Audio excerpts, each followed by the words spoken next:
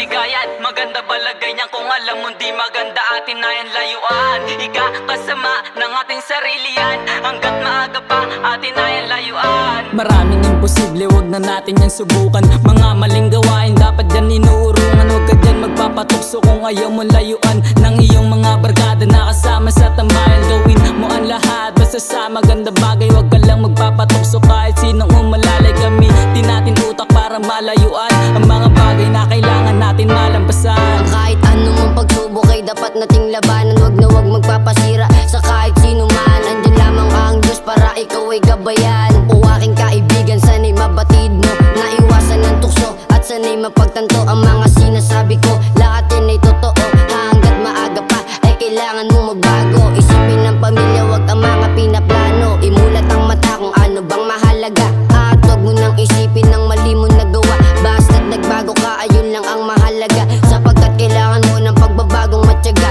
Wag mong madaliin ang iyong pag-angat.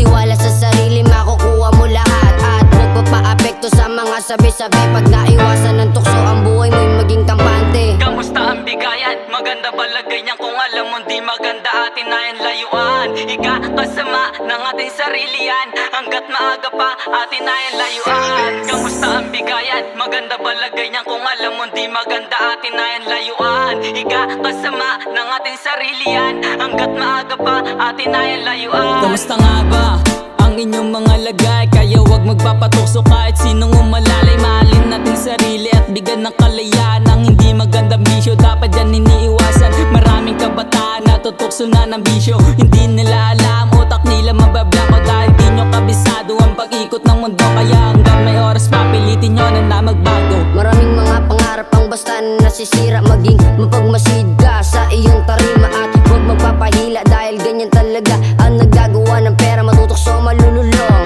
ka sa bisyo pag hindi mo iniwasan. Buhay may parang sagrado at ikay nakakandado pagkapasok sa pinto, kaya agad mo nang iwasan at ikay pinagbabago. Basta't isipin mo lang na meron ka pang kakampi. Andi dito lang ang tropa at ikay maging kampante. Kahit saan malumagi ay kasama mo palagi, sa oras man sa segundo, kaya wala kang mas